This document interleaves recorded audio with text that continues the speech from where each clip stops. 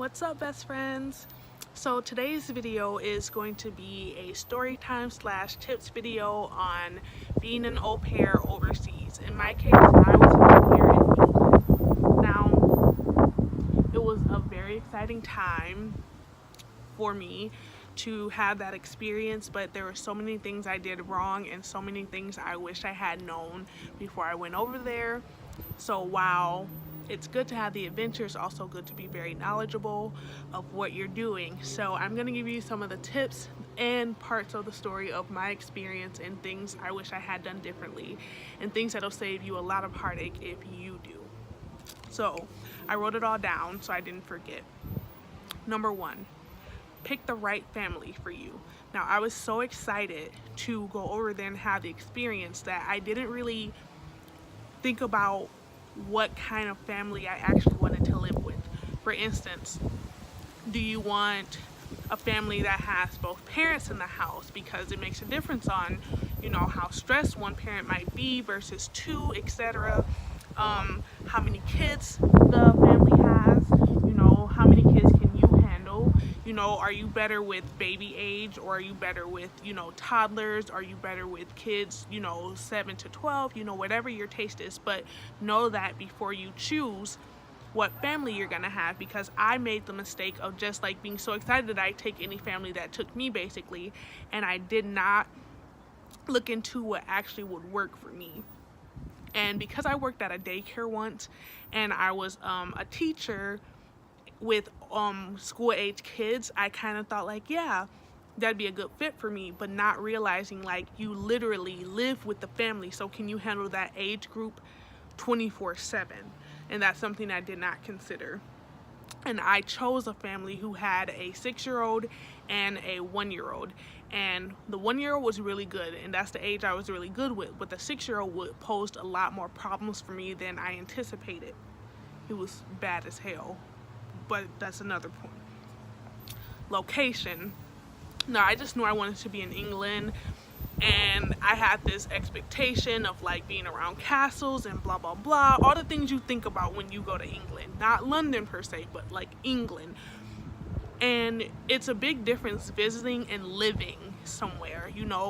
Pick a location and get research on the location that you actually want to live in, not just visit for like a week, because you will be creating a life here. So make sure there are things around that you actually enjoy doing, that it's in a good distance from places you want to go, etc., because things work a lot differently over there than they do here in the States.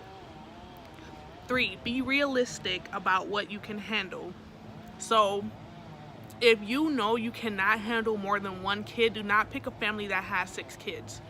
If you know you can only handle babies, don't pick a family with 3 kids or 2 kids that are, toddlers and school age kids. And ask the parents what kind of problems their kids have, behavioral problems, learning disabilities, whatever, health issues, because you're going to literally be almost another parent to this kid or children, and you don't want to get yourself involved in a situation that you are not capable of handling. In my case, the kid didn't necessarily have issues, but he had like only child syndrome. So when his brother was born, he had severe behavioral problems, and the parents did not inform me of that before I got there. So I had a very hard time with his behavior all the time.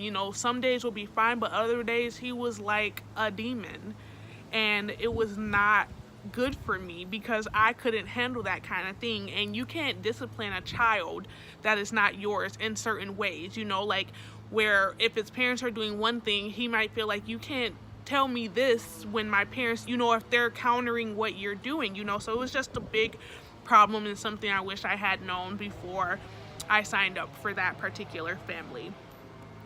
4, be specific about the family actual needs and what you need back.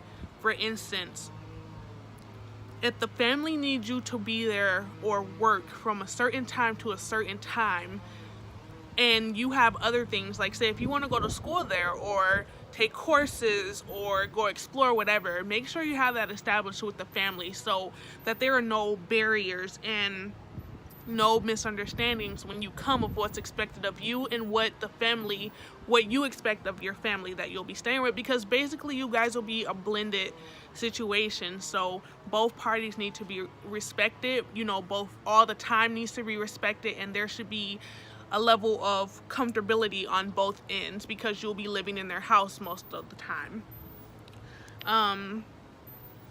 Understand how things differ from your own country versus wherever you're going to be abroad au pairing. For instance, when my host family asked if I could drive and had a license, I said yes, because I do have a license and I can drive. However, a lot of England drives on the opposite side of the street, and a lot of them drive stick shifts. Now, I can't drive a stick shift, like at all. It is not even an option. But they didn't tell me, nor did I know to ask what kind of vehicle it was. So when I got there and realized that they had a stick shift, I couldn't drive it. So then they tried to teach me, and I had a French family in England, and they didn't speak the best English. So he tried to teach me how to drive a stick shift on the opposite side of the street, with actual cars coming. Now the street was only big enough for like one car, so you had to know what you're doing to like move out of the way, not stall out, all that kind of stuff. He's yelling at me in French. It was like the worst experience I've ever had, and I will never get in the car of a stick shift for me to drive again. But that's something I wish I would have known, because that would have been a deal breaker, and it ended up being a deal breaker because the car that I was supposed to use for the child I couldn't even use, so I couldn't do my job, meaning I had to find another family at the end of the day because I couldn't feel my obligation for that particular family. Also, there's a big food difference in some ways. Like even the same restaurant that we have here could be there, but it could taste different. I personally think theirs tastes much better than ours, but like it's much healthier. They don't have like ranch and that kind of stuff that we have. So if you have a particular way of eating or things that you like, make sure you research that you're going to go somewhere where you're going to be able to find food you like to eat, because it's a big difference. And I found a lot of food that I like to eat there because I'm a foodie and I love trying different food, so that wasn't a problem for me, but some people might be a big problem for if they can't find things they like. 6, living arrangement rules. I cannot stress this enough. I lived with my host family, so basically you're never off duty, even when you're off duty. So I would basically get up at 6 in the morning, get the kid ready for school, and then do his activity. He'd go off to school, then I take care of the 1-year-old. Then he'd come back from school, I'd pick him up from school, and luckily, not being able to drive with them, I was able to walk. It wasn't far, and I lived in Bristol, and Bristol was so beautiful, so beautiful, so I didn't even mind. I walked and like even jogged like every day. So I would go walk and pick him up and bring him back, and by dinner time, that's when I was supposed to be done with work. Like I was off the clock officially, I could do whatever I wanted. But if I just wanted to be in my room and like chill out, the kids don't have a understanding that you're no longer on the clock. Like he'd come in my room, he'd take my stuff. I opened my camera, it was so many pictures of him in the camera, and I never even knew we had it. Like, so rules need to be established, especially when you're living in the place you're working. Like when I am off the clock, I am not helping with the kids, I'm not doing blah blah blah. Establish those rules before you get there or when you get there, but in a respectful way, just so you have a sense of where a boundary and a line is drawn for what your time versus your work time, because when you live there, that line can be blurred really easily. 7, be open to a new culture. So I'm not around many French people, so my family, the host family, taught me a lot of different things. Like I learned some French just from hearing it so much. I was able to teach them some more English. She cooked every day, so I got to taste like have French food quite often, and it was very different than what I was used to eating here, and it was authentic. So I loved it, but I was also open to the change and to trying something new, and that was a great experience for me. And even just being in England itself and being in Bristol and going to their museums, or going to different festivals and stuff that they were putting on, it was a lot of fun to have that kind of experience somewhere else and not be closed off because it's something I wasn't familiar with. 8, if you have free time, which you should, because you shouldn't work 24 hours a day, take a class or like go out and do things in your free time. Like really get a break and separate yourself from just the children that you work with. Like really go and explore and take in the new place that you're in and experience all that it's offering you.